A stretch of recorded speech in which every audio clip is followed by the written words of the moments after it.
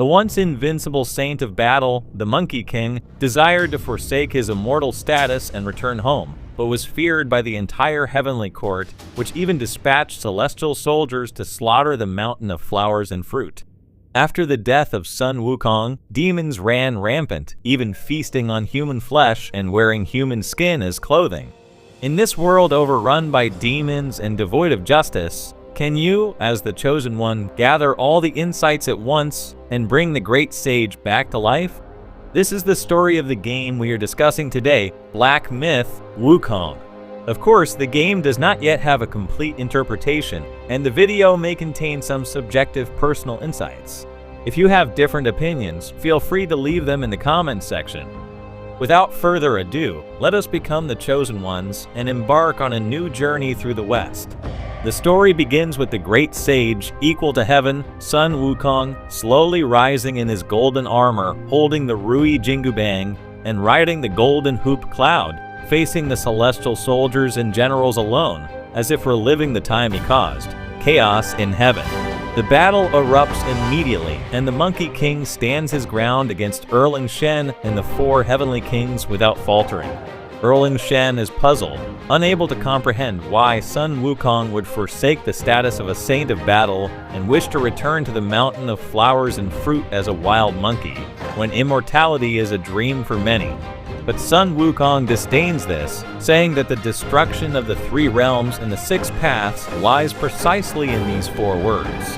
In Journey to the West, all demons believe that eating the flesh of Tang Sanzang can grant eternal life, which also represents the greatest obstacle faced by the great sage. At this point, the Monkey King must have realized the futility of eternal life, seeing that even the heavenly gods, though immortal, are still plagued by selfish desires and strife, or perhaps they have become as crazed for eternal life as the demons on earth. Just as Sun Wukong and Erling Shen transformed into birds to continue their battle in the forest, the golden headband on Sun Wukong's head suddenly caused him unbearable pain. Taking advantage of the situation, Erling Shen delivered a fatal blow. This marks the end of Sun Wukong's story. Time then jumps to many years later on the mountain of flowers and fruit, where a weak and frail old monkey preaches to us players. From his words, we learn that the great sage is a heavenly-born lion monkey with immense and indestructible powers. Although he died, his spirit did not dissipate, but instead transformed into 6 insights hidden in the world. At this point, we, the players, take on the role of a monkey strikingly similar to Wukong. All characters we encounter thereafter refer to us as the Chosen One. Our goal is to collect these 6 insights and return to the mountain of flowers and fruit to revive the great sage. These 6 insights correspond to the 6 senses of Buddhism, which are the desires of humans. In the original story, Sun Wukong killed the thieves representing the 6 senses, achieving a state of purity. However, in the game, we must find each of the 6 insights one by one. This implies that we are reviving not the pure and undefiled saint of battle, but the unbridled and impure Monkey King before he was tamed by heaven. Next, the Chosen One must embark on their own journey to the west, starting with Black Wind Mountain. After eliminating a few minor demons, we come across a dilapidated and abandoned land temple, which also serves as a save point in the game. By transforming our hair into incense, the withered tree above the temple miraculously blossoms again, and a land spirit emerges from the ground to guide us on our way. We then encounter the first boss of the game, Guangji. Master, why not put down your weapon and learn some Buddhism with me? In the original story, Guangji is the great-grandson of the elder Jinchi and was the first to oppose the idea of killing and robbing. In the game, he becomes a wolf demon with a strong desire to become human. As a child, he often shapeshifted into a human to visit towns, but was always exposed and chased away. His fellow demons said that although he could take on human form, he lacked the essence of humanity.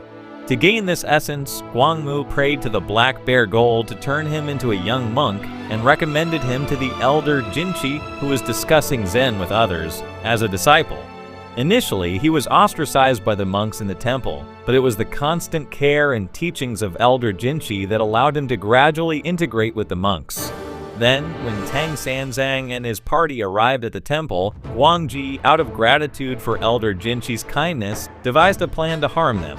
The game summarizes him with the phrase, "His intentions led to a poisonous scheme, and the resulting disaster was self-inflicted."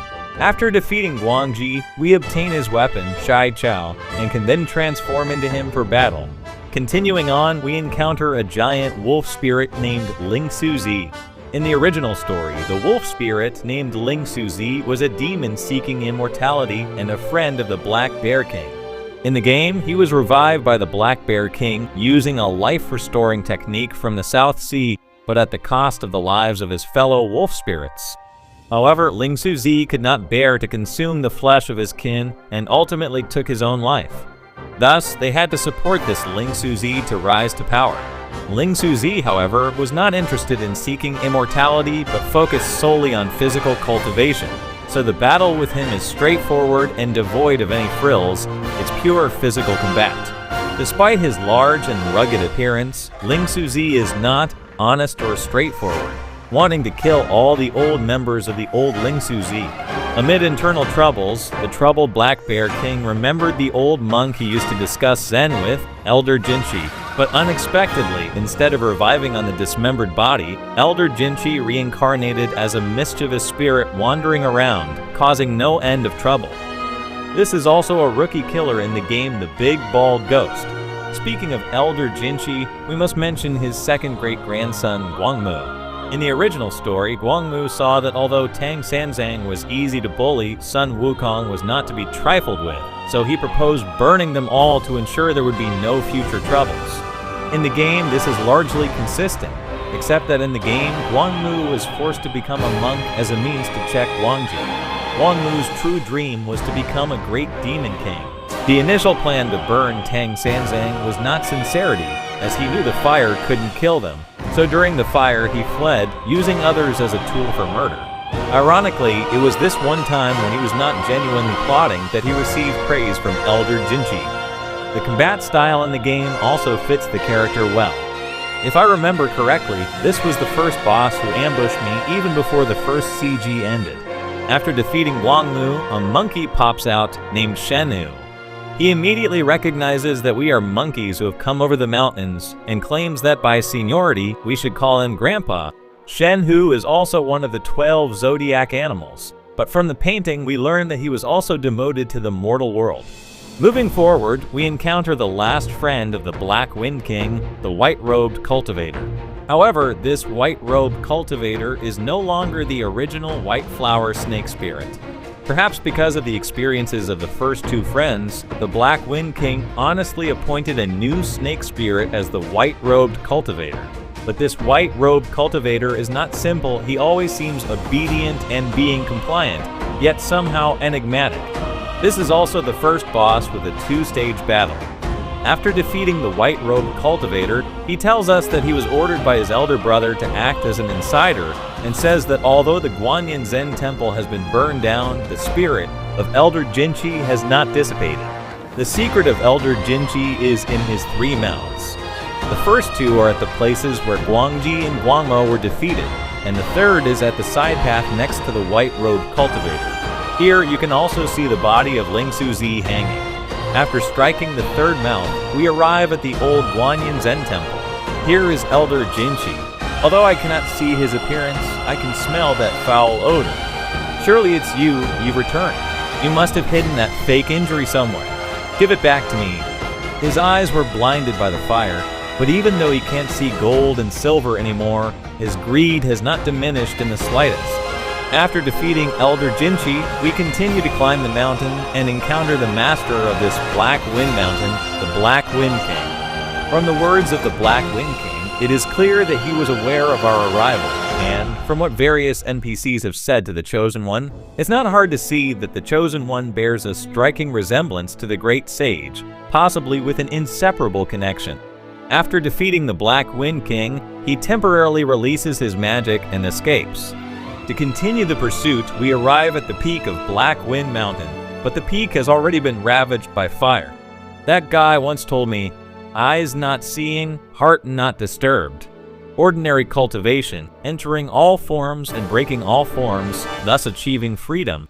But after seeing those things himself, didn't he go crazy too?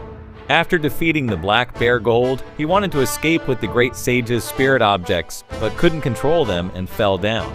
He abandoned his previous arrogant and domineering attitude and humbly addressed the Chosen One as Little Saint. He said he was coerced by the heavenly court and that the story of the Black Bear Gold returning to Black Wind Mountain was indeed instructed by a bodhisattva or some heavenly figure. Since the Black Bear Gold is under the Guanyin Bodhisattva, it is likely that this bodhisattva refers to Guanyin. My personal speculation is that the heavenly court has learned through some means that the monkeys are trying to revive the great sage, perhaps to obstruct or to monitor, and thus arrange many gods and demons on the way. The Chosen One's striking resemblance to the great sage suggests that the Chosen One might be a hair from the great sage's throat, or perhaps the Chosen One is the great sage himself. Collecting the 6 spirit objects is about finding the self of the past. After completing the game, there will be an appearance of a large painting with extended character introductions, which also hides many things worth savoring. For example, the introduction of the Land Temple is, although the position is small, it knows everything about human affairs. Do not neglect it, for who knows which high person is behind them. Does this imply that the help of the Land Temple for the Chosen One is also orchestrated by someone behind the scenes? The game concludes with a beautifully produced animated short, and the artistic style of the second chapter's animated short is completely different from the first. That's all for the analysis and plot of the first chapter of Black Myth. If you found the video content helpful or interesting, please don't forget to subscribe. It's really important to me. Then let's enjoy the animated short at the end of the first chapter together. Here is Bookish Buddies. See you next time. Bye-bye.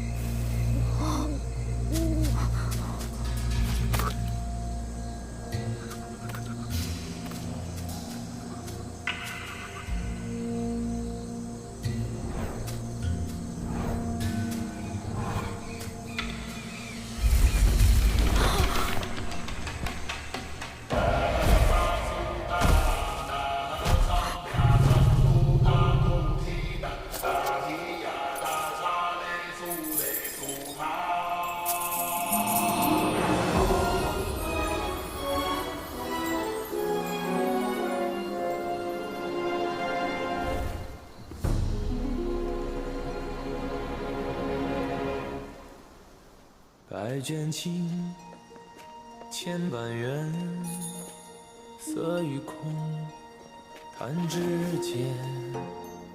轮回路，有万次劫，求不得，闭上眼，一生功名忙如烟，浮沉落花断不绝。涅槃究竟寻常事，有情处不远。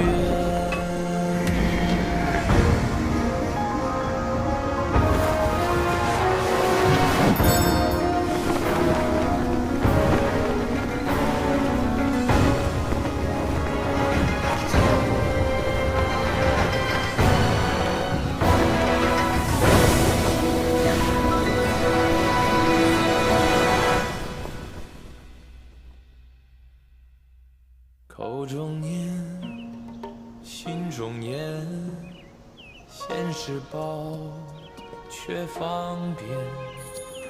修行路，无名尽，幡动时，莫等闲。一生功名情如烟，最后人物在少年。最是萤火情失眠，看真挚，看见。